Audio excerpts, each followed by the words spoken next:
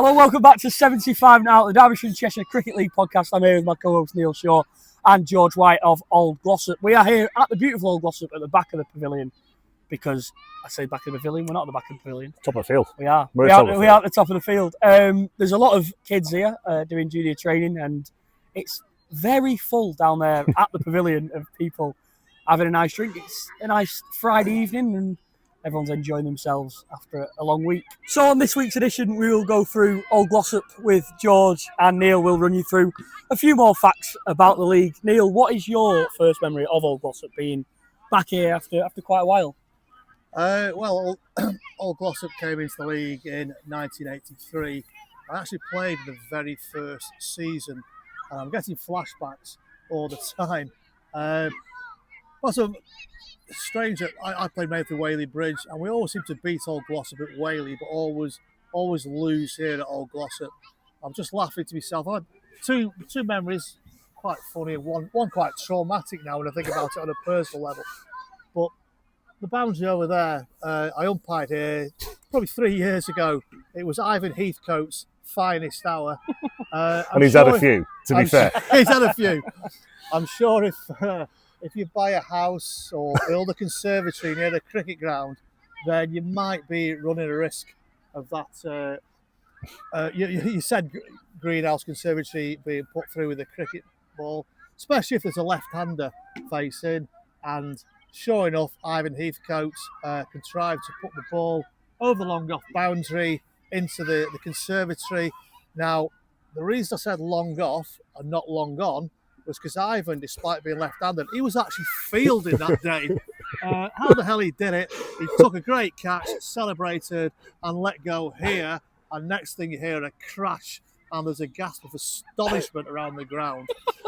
It was. I shouldn't laugh, but I haven't stopped in 3 years. The other one that springs to mind is down where when I first played here, the change rooms were in that hut at the top left, and hut's the right word. I don't think there was any glass windows, and the pavilion was at the sort of diagonally opposite. But one memory, this was mentioned at Sean Pike's eulogy. Now Pikey was a very complicated character, and I think nowadays he'd be diagnosed with some anxiety disorder. But in those days he upset a lot of opponents, and he upset a few teammates. He was fine with me. He only headbutted me once, but that was Sean Goater's fault, not mine. And it was a cup match. It's also the only game I've ever ended up in hospital after a cricket match, and summed up my career because the game was actually abandoned without a ball being bowled. But it was 1993. It was a cup match. We were keen to play because we had loads of players off the following week, and unbeknown to us, Old Glossop were laying the foundations and the drains for the new pavilion, and this involved a First World War trench that was sort of behind where the covers are now. And this particular day, it was 2 o'clock start. We didn't do fielding drills in those days, and we arrived. I like to arrive early and just get my head into cricket mode. I still do now. Pikey was the complete opposite. Pikey would wake up at 1 o'clock, coughing blood. He'd have a fag, he'd have a brew, he'd have a polo. He always addicted to polos. He'd take his dog for a walk, he'd have a shower. Then he'd remember that he'd left his whites in the washing machine the night before, and then he'd realise he'd got no petrol in his car. For some reason I was going with him, and this is all my fault. So we set off for Old Glossop, frightening pace. God forbid if anyone was driving at the national speed limit. We arrived in Glossop. Pikey wasn't bothered. You could be a convicted football hooligan. You could be a frail pensioner leaving church. You could be a 12-year-old kid finishing your paper round. If you dared press that pelican crossing button in Glossop, Pikey would go berserk. So we arrived at Old Glossop. The game had been called off. People were already leaving. Pikey looked at me and started swearing, and for some reason accelerated towards this trench that he hadn't seen because he was looking at me. And next thing, we're down, and there's about 12 people carrying us out of this trench. I think I've broke my arm. I think I've cracked my skull. and it was just bizarre for a game that was abandoned. The other game, and this is traumatic for me because I remember it because we played Old Glossop. We played them on the Saturday, then we played them in the Bissenden on the Sunday. It was 1986. The World Cup was on, and Old Glossop were going for the league. We were mid-table, and Old Glossop, we got about 150 all out, and they were about 100 for 3, cruising. I came on to bowl. This was my finest hour in years. I bowled really well. I'd taken 2 or 3 wickets. The wickets falling to their end. They were panicking. And a lad called Damien Eyre came in. Now, 9 times out of 10, he's a better player than me.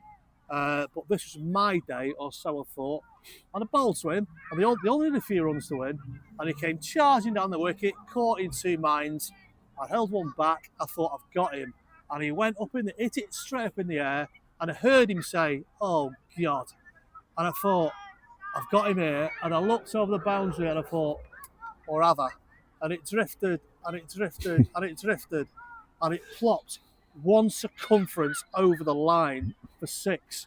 And I was on my knees, and Brian Cooper was the umpire. And he turned to me and he said, "Moral victory there, Neil." I was like Michael Douglas in Falling Down. I could have shot the whole of Old Glossop. But it's a trauma.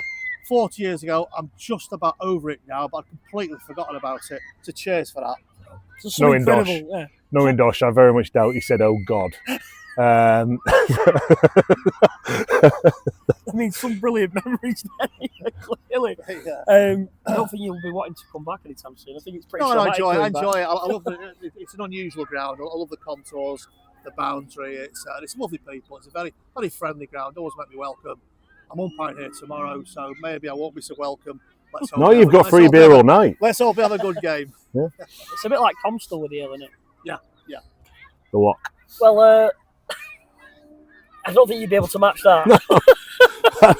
I've never driven into a ditch. No. There's been a few potholes, but never a full blown trench. No. No, obviously, chairman here. Yep. This wonderful club. To be fair, it looks really nice in the sun. There's not a cloud anywhere at all around here. Obviously, it's brilliant with kids playing, people having a drink. It's really nice environment at the moment.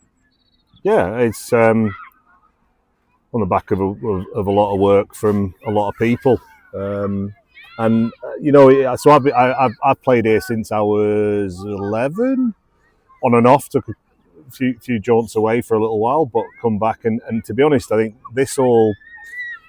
you go through cycles in clubs. And I think this sort of Friday nights and everything sort of starting to become such a big thing, and it is a little bit of a community hub on a Friday night now. We get people who aren't here necessarily playing cricket all weekends. We've got a lot of kids from local schools. Probably a bit of a result of COVID, to be honest, as it being the only sport that people could do really outside, and certainly a great place because that weather was amazing. Suddenly, people looking for a place to go and socialise, and this sort of started really then in this cycle. There's been many cycles before, but like Den Lane before was chairman, before me, kicked things off in that regard. And yeah, just always relies on a lot of volunteers and a lot of good people, and fortunately we're in a good spot. So long may it continue, but you never take things for granted. I suppose that's the hope, isn't it, with what's going on in the world and the hospitality industry dying. These clubs, cricket clubs, football clubs, golf clubs aren't going to die really, because they've got such a community there paying to play and keeping that alive. I think in this area, we're like Glossop as an area. How many clubs are there in this area? There's Austin, Charlesworth, Hollingworth, Tintnessall. Apologies, I'm not going to reel call. I'm going to miss somebody. Like that's a lot of clubs. That's all of them turning out. Probably 3 teams on a weekend, 3 men's teams, 1 or 2 women's teams, 3 or 4 junior teams. There's a lot of cricket played. So I think you hear doom and gloom about cricket. I think it's thriving at grassroots. I think it's absolutely thriving. It's great, and I think we're getting things right. People want to play it. It's a lot of fun, and yeah, hopefully a few of these will go on and continue to play. But yeah, it's doing all right. Well, that's what you want, isn't it? I mean, there's a lot of junior teams in and around the league, isn't there? Everyone's got a sort of... Yeah. Most teams have got a junior setup that are doing well, and and they get people coming down, and then you get the parents coming and having a drink as well, which supports the club. Well, it pays for the club. I'll be honest. So it pays. This tonight, like I was saying, and this funds a huge amount of what the club's able to do. And all we're not here to make profit. We're here to just continue to improve facilities and make it more accessible for more and more people. Girls' cricket is now huge. Women's cricket is now huge. And it's a major part of what the clubs need to adapt to. Our club, built in '93 with the start of the Big Trench. And I was joking to Neil because we've got the same number of toilets for women and girls as we have for Neil, the umpire. It's just when things were built, it was. So we've got to adapt, and that's what we need to start. We need to raise funds and things to enable things, cricket and clubs, to move forward into the next sort of era, which is a little bit more accessible and open to all than it used to be, which is a good thing. It's becoming more and more family as well, isn't it? There's a lot more, wives getting involved with the husbands that play, and that means that they start playing or they start getting involved in the club, and that can only be seeing it the other way around as well. Seeing the wives playing and then the husbands sort of joining out. So it is a kid. So it's just I think it's changing. It's changing, and it's great here because as you look around, there's I don't know how many is it a 6-1? Did you say? 8-1. 8-1 ratio. There's a lot of people at Old Glossop who obviously done the coaching to be qualified to do this. And you can't just turn up and have a session. It needs some organising. And it's absolutely brilliant. And it's one thing I've seen. I think George is right about COVID. I mentioned this in the last podcast. Something happened during COVID. Yeah. And I think being a small... Somebody once called us a quirky, parochial league. And they meant it quite disparaging. But I thought, no, that's absolutely right. That's what we are. I think it's brilliant. I think COVID, for whatever reason, being these clubs... It was a league full of clubs that were so close together. I think it made a huge difference. Yeah. And clubs want other clubs to do well. And it self-perpetuates. And I think we're in a far better position, strangely, than we were in the last season before COVID. Obviously, you talk about the sort of the juniors and the parents and stuff. But there's 8 or 9 first teamers down there as well having a drink. And that's always a good thing, having them turn up and have a drink. Because people look up to them, they watch them on a Saturday, and that's where they want to be. And when they see them in and around the club, it's... Yeah, they're role models. Yeah. They're absolutely role models in the club, and it's great, absolutely great. They do. Like my two lads are here. They're actually somewhere between helping and causing a lot of problems. But no, they love mixing in with those guys, and it's absolutely. You need that. It's a club. Everybody's here. We've got women's team coaching, men's teams coaching. We've got parents. We've got everybody. Everyone just jumping in, and I've got a parent who's just jumped behind the bar because it's busy, right? And so it's just everyone knows you've got to muck in. That's how these places survive, because you can't afford to pay everybody. Obviously, last week, on the last podcast, we were talking about the overseas that we've got in the league. Yeah. You've got 2 Kiwis, haven't you? We've got one. We've got one overseas and one Kiwi with a British passport. Right. Before any complaints come in, So we've got 2 lads. Well, he's a Kiwi, but he's got a British passport, so he's over here. Billy and Jerome, and do you know what? Obviously it's an open league now. We can pay players, but I tell you what, the most important thing when you're bringing players into your club, for me, is that they're enriching it, not just on the field. And so we've got those 2 lads who are over, and they are basically here all the time. They're doing things around the club. They're here. We talk about role models. Those 2 training so hard all of the time. You get down here and they're doing an hour of them training themselves before they get into the club training. It's how you raise the bar. And honestly, watching what these guys do, and the overseas other clubs doing the same thing, what they're bringing is that extra experience, that extra expertise, and it's just all of us learn, even my age. You learn from these guys of how to be a better cricketer, and I think it's amazing. And for my kids, I really hope they take an opportunity, if they were good enough to go and do the same thing. I would absolutely encourage it. I think it's great. It shows the world's a small place and anything's achievable. So I'm all for it. I think it's a big move. You've got Jamie Kay has done the square, done the wickets. he's obviously very confident it's a good wicket tomorrow because he couldn't wait to drag me over and show the work he'd put into this wicket. So I won't tell a lie. For an April track, and generally in the ground, I'm staggered the work he's done. In his typical modest style. Oh, no, yeah, come on. No, I tell you what, he deserves it because honestly, the ground, considering majority of the clubs that had a cry off or call off last week for rain, and even last week it was pretty good here. I'm not saying anything else, but he has put tons of work in, so it's always great to recognise that. It does look really good. The wicket walked past it obviously before. It looks incredible for, like you say, for this time of the year and the amount of rain we've had. Really, obviously last year it was at the start of March. We got some really nice weather, so we started the season under good circumstances. And this year it's been a bit of a scramble, hasn't it? Yeah. It's been good, but it's fingers crossed this will continue and we'll have some good cricket at the weekend. Well, we're going to take a short break now. When we come back, Neil's got a few minutes of anecdotes about the league for you. So you're listening to 75 Now. Please make sure to like and subscribe. It really helps us and it pushes us to more audiences, of course, and me and Neil can talk absolute rubbish to more cricketers. Yes, so now Neil's going to take us through a few little anecdotes about the league and then we'll discuss a bit more about Old Glossop with George. Okay, so a few people have asked me since my piece last week because I never actually listed the 11 clubs who were accused of stabbing Bucksworth in the back. So just to recap, these clubs have basically said Birchvale and New Mills should be in the first division instead of Bucksworth, or we're resigning. And this has gone to the club vote at the EGM at the High Peak League, and naturally the vote has gone against. So those 11 clubs formed the High Peak League with Poynton. So those, the Hall of Shame, the Walk of Shame was Birchvale, Bredby St Mark's, Chaplain the Frith, Compstall, Doveholes, Hayfield, Hazelgrove, New Mills, Romley, Stockport Sunday School and Whaley Bridge, and hopefully that adds up to 11, and Poynton with the 12th team. So that was 1952, the first season. Stockport Sunday School were champions. But in the meantime, there wasn't that much happened over the next 48 years. There's only three teams resigned from the league. And the three teams who replaced them, two of them were brilliant additions, fantastic additions to the league, and the other one was an unmitigated disaster, which I'll come back to, because this is all linked to why in the end Old Glossop came into the league. But in the meantime, Bucksworth was stuck in the High Peak League, and ironically they were the only High Peak team in the High Peak League.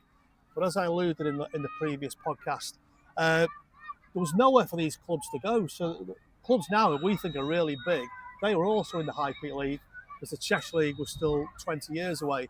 So Bucksworth were playing alongside Hyde, Marple, Stockport Georgian, Stockport Trinity, Droylsden, and there are also some industrial clubs who were on the decline from sort of 1950s onwards, and those included Hope Congo, Newton Mill,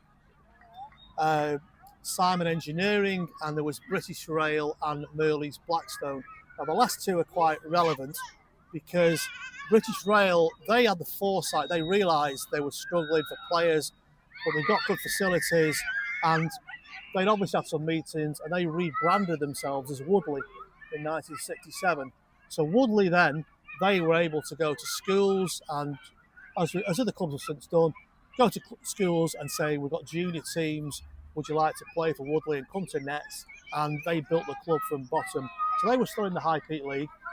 Now, in 1975, the Cheshire League finally got their act together, and the Mellor Braggins Cheshire League and the Cheshire County League were both formed. Again, the big onus was on the facilities. At this point, there was a danger that Bucksworth might be shafted a second time, because not only had they been shunned by the High Peak teams, they weren't in Cheshire. So there was and again, it depends who you speak to. The D&C then invited two more clubs to come into the D&C to go to 14 clubs. Those clubs were Woodley and Bucksworth. Now, going back to the three clubs that I mentioned, Poynton left in 66. They were replaced by Hawk Green. Hawk Green, they didn't just meet the criteria, they smashed the criteria. They'd only moved grounds in 1960, so their ground was 100 years younger than virtually anyone else. Even now, when you go to Hawk Green, their ground feels more modern than most. I can only think of 3 clubs, Bredbury, Whaley Bridge and Bramall, that have since moved to a new ground. There might be others, but Hawk Green were great. They're a great team. They had Roy Riding, Stuart Goodwin, Stuart Wilson, Martin Mather. They were fantastic. We won the league in 72. Ditto, Bredbury left in 78. They were replaced by Tintwistle. Exactly the same thing. Tintwistle had Lenny Walker, Mike Bridge, Mike Wilde, and they won the league the following season in 79. Now, where they went wrong, the big fly in the ointment, was when Romney left in 72. They were replaced by Merleys. Now, Merleys were the polar opposite to Bucksworth. They had fantastic facilities, but they had no club heartbeat. There was no pulse, and they were also in a terrible location because 4 clubs, Hazel Grove, Norbury, Stockport Trinity, Stockport Georgians, not only were they close, like George was talking about the Glossop teams, these 4 clubs were all within walking distance. Hazel Grove was about 400 yards, as was Norbury. So they couldn't even do what Woodley had done and gone to the local schools because it had already been done. So Merleys were struggling almost from the very start. They finished bottom. People have mentioned, have said, it wasn't even committed when I went to Merleys, but they hung around till 1981. And I always remember this because I was playing for Comstal against Hayfield in a Hawk Cup semi-final, and Hayfield were full of these stories. They played at Merleys the day before. Not only did Merleys only have 8 players, but they committed the cardinal sin. There was no cricket tee. And in 1981, no cricket tee was a criminal offence. So Merleys, they were virtually, they were going to implode anyway, but they were kicked out. They couldn't fulfil the fixtures. There was insufficient time for 1982 to get a new team. So 1982 was an odd number of teams, the dreaded bye weekend. My memory of 82 was sitting in damp, drizzly pavilions, and so we came to the bye weekend, and then it was glorious sunshine. So we were desperate for an extra team to come in. So whichever way it went, Old Glossop came in 83, and that's the way it stayed from 83 until 2000. Those were the 14 teams, and thank God Old Glossop came in. Yeah, Neil with it. Another fact with Neil. I think I made it up as I went along. Yeah, Jordan, you must have so many little anecdotes and stories about this place. Well, yeah, I'm not sure how many I can share because most of them involve people like Ivan Twist, the club legend. So like I said, I started here when I was 11. I think one of the anecdotes, whatever, but I think you've got to mention some of the personalities, and that's what this place is really. I think, and cricket clubs are is personalities. And I think nobody better than Derek Slack, who famous in the league for various reasons. I'm sure he was a fierce competitor when he played, but obviously when I was here, he was club secretary. He did everything. He was groundsman. He was junior coach and everything else. Right? He literally was here. He did everything. There wouldn't be a club if it wasn't for people like Derek Slack. He had a slightly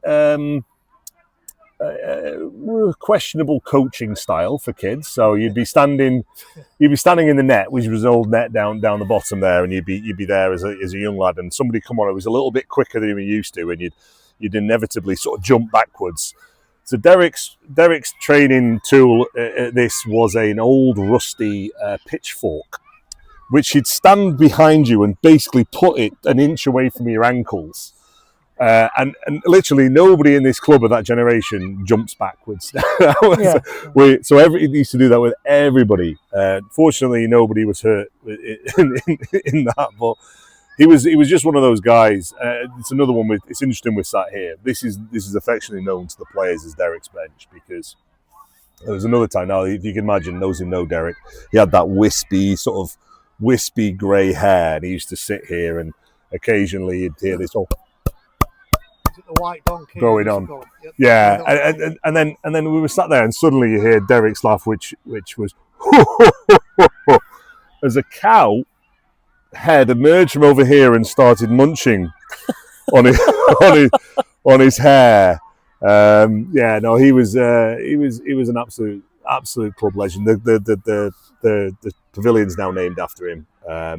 Like I say, there's so many of us owe a debt to Derek and what he did for this club, this community, quite frankly. But there's more. I mean, he's one of he's just the top name that I can think of. But yeah, we've had so many characters, so many people, and people like Andy King, God rest his soul, we lost a few years ago, who we were playing. I'm sure it was Birchvale. In a first team game. And Andy was one of the more dedicated. Anybody who played Andy know he was a dedicated, competitive guy, right? And we got to 1 o'clock or 2 o'clock as it was back then, and he wasn't here. And we're like, this is weird. What's happening to Kingy? So we get on the field, and about 2:15, maybe 2:30 into the game, he suddenly turns up on the field, and he's looking a bit dishevelled, and he's got a bit of glass in his hair, and he just didn't look himself. And anyway, he comes on, he bowls. I can't remember if he got any wickets or not, but he played all right. And we get to the half time, and where you been, Kingy? And he went, did you not hear? I'm like, no, it's been a bomb in Manchester. He was literally in the building next to the bomb that went off, in the IRA bomb that went off, and he turned up here and played a game of cricket and carried on as if it was normal. Clearly, we fined him afterwards for being late. Quite right, yeah. 20p, thank you very much. Yeah. But it's just kind of, yeah, honestly, it's just yeah, we've got and then I say you've got other folks that I can't really tell you. Not a league podcast. Kids could watch. So. No, this is the beauty of this, really, is getting stories like that of people in the league who you try and keep them sort of at the forefront. These people who've sort of kept the league and kept clubs in the league going for so many years. I mean, Neil, you must have a plethora of stories you can't share in terms of people. I was just thinking of Twisty then. For some reason, I've got about 3 inhalers. Every game, he gives me an inhaler to look after while he's bowling. Then he never asks for them back. So to tell you, Neil, they weren't inhalers. It just makes me wonder now what was in that inhaler.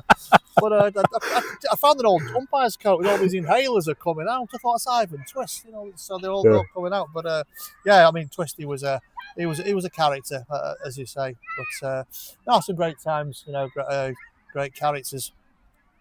Yeah.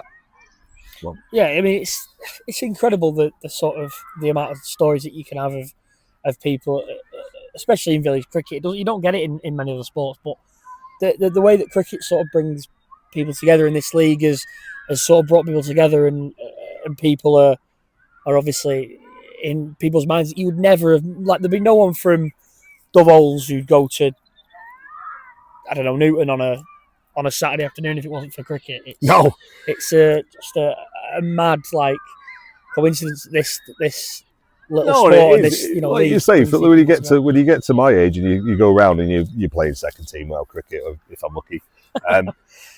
Well, literally, you're playing and you're still playing competitive, but you're having a laugh with somebody you've played cricket against for 25 years, and it's mega. It's absolutely mega. That's what I love about it. And then you have a good beer afterwards and a bit of a chat and take the mick out of each other, what you did and didn't do in the game. That's what we turn up for. This is a hobby, right? And for all of us, I hate to break any of you, play in our league. You're not making it necessarily. So this is a hobby for you, and you have to enjoy it. You have to, and that's what we try and do. Well, I mean, you mentioned obviously playing against players who you've played against for 25 years. I mean, Neil, you've been umpiring now in the league for however many years, and played in it for God knows how long. There must be players who you umpire with, who you played against 40 years ago, or you're umpiring players now who you played with however long ago. It must be ridiculous. Martin Cooper, because I think he started playing in the 60s, but I've played against Coop and I've umpired with Coop. I've known him for years. John Richards the same at Comstal Hawk Green. I've known him since, because originally my dad played for Comstal and I played for Comstal, and JR played for Comstal, so that goes all the way back to the early 70s. And they were good players as well. I think we undervalue the. It's not just Charlie Bernard and Andrew Harris. there's always been that platform for players to go on to a higher level, and we've never held them back. We've said, have a go, and going back all the way to the 50s and 60s, there's players like Dave Milner, who played for Derbyshire. There was Bud Hill, who played for Derbyshire. There's always been this number of players who've played at a higher standard, and then they've come back and they've always ended up back at their original clubs, and they've put something back in, and you see them at the clubs. And I think cricket does do that more than any other sport. Yeah. But yes, certainly, you could name or keep naming. It's a great point, actually. AJ, you said was bringing the drinks out last week. Yeah, I was umpire last week, and AJ brought the drinks out. And so that's great, because Tintwistle, all the Harrises have played for Tintwistle. I played against AJ's dad. I remember playing against him. And they're a good example. There's lots of families, the Coopers, the Johnsons, going back to the Hargreaves at Birchvale. There's all these family networks that have played for certain clubs, which I'm hoping we'll cover as we go on to various other grounds. Well, that's why this sport's we love it so much, because, you've got, like you say, about players going back to the clubs that they started at. I know Charlie quite well, obviously being at Newton and through other people. And he's always up there. He's up there all the time. He was there. I played on Sunday, the 13th for Newton, and he was up there watching us. He was at their training on Thursday night, just having a laugh, having a drink. And he's always there. You don't get that in any other sport. I doubt Dominic Calvert-Lewin's going up to Stelibridge Celtic ever.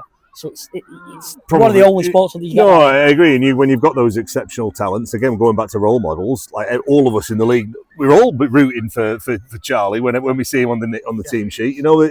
He's a representative of the league. As I remember AJ, that's how I remember AJ when he was playing knots and whatnot. So I agree. It's nice that as we play hard against each other, you hope those few generational talents of the league go on and make it, but the fact that they come back and, let's say, actually my lad went on a AJ's course this winter and got a ton out of it, and it's just amazing to have people like that around to pass on that knowledge. So yeah, it's good, not just from role models, but they're passing something on. It's good. So I'm gonna introduce a new segment that I've literally about thought of 30 seconds ago. Excellent. Just at the end, I think we should ask the guest, what is your favourite cricketing memory to finish? On the spot. Running out Matt Woodcock on 99. Okay. Without a shadow of a doubt. Brilliant. For me, my favourite cricketing moment.